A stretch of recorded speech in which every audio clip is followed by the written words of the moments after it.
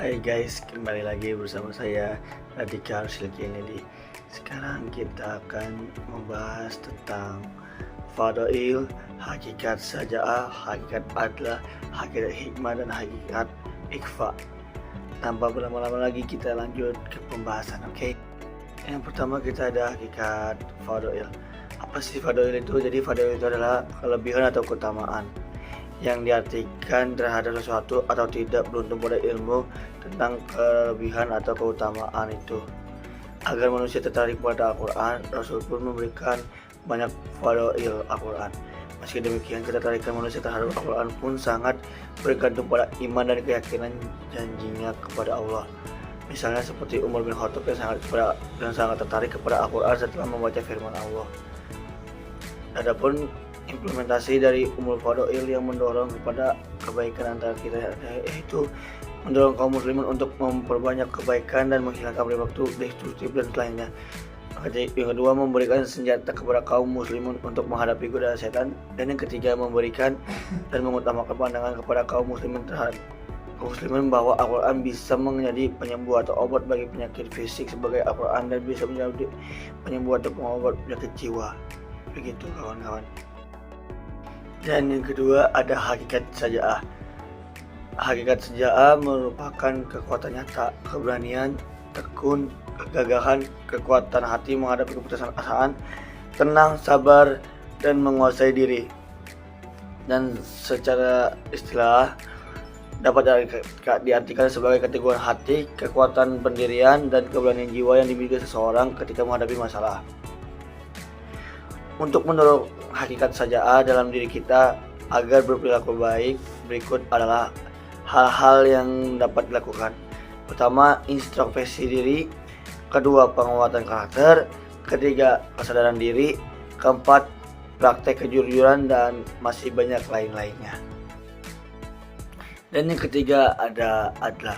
Secara bahasa, dalam bahasa Arab ia memiliki kata yang serupa, yaitu adlah alias adil. Jadi adil menurut bahasa Arab yaitu adilun, yang memiliki arti sama dengan atau seimbang. Secara umum, adil dimaknai sebagai sikap jujur, tidak memihak kepada manapun. Dan secara bahasa, adil berasal dari bahasa Arab yang berarti di tengah-tengah, lurus, jujur, dan tulus. Dalam bersikap adil, manusia harus mempertimbangkan hak-hak kewajiban seseorang. Tujuan berbuat adil yakni untuk menciptakan keharmonisan, kesinergian manusia dalam menjalani kehidupan.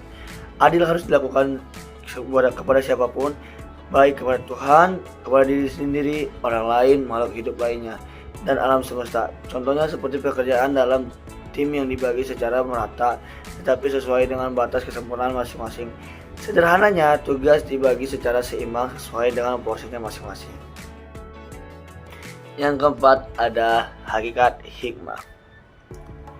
Menurut Quraisy, hikmah diambil dari kata hakama yang pada awalnya berarti menghalangi. Pada awal mula kata yang sama dibentuk dengan memiliki makna keadilan, yaitu sesuatu yang fungsinya mengantarkan kepada yang baik serta menghindarkan yang buruk. Hikmah dapat dipahami hanya dengan ilmu yang terpelajari dari buku-buku, bukan pula peristiwa-peristiwa yang kita alami dalam kehidupan sehari-hari. Hikmah adalah salah satu renungan untuk kesungguhan manfaat ilmu sesuatu renungan dan kesungguhan memanfaatkan ilmu suatu ruangan dan kesungguhan memanfaatkan ilmu dan peristiwa yang kita alami dalam kehidupan sehari-hari. Surat Al-Baqarah ayat 296 yang menjelaskan tentang hendaknya setiap muslimin mempelajari ilmu hikmah, sebab banyak hal dalam hidup ini menjadi manfaat, salah satu kaprah karena manusia kehilangan hikmah. Hal tersebut mendorong kepada fase perbuatan baik. Dan yang terakhir ada hakikat ikhfa.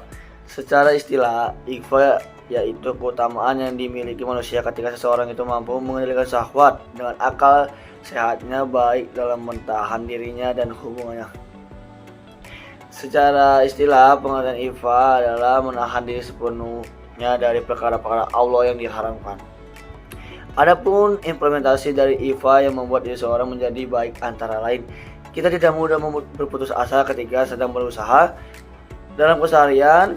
kita selalu membatasi diri agar tidak melakukan perbuatan maksiat. Dan yang ketiga, kita menjaga lisan dari membicarakan kehormatan dan aib orang lain.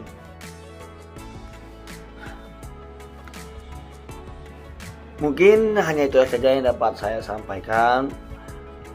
Maaf jika ada kata-kata kata dan kekurangan dalam membuat video ini. Kurang lebihnya mohon maaf. Wassalamualaikum warahmatullahi wabarakatuh.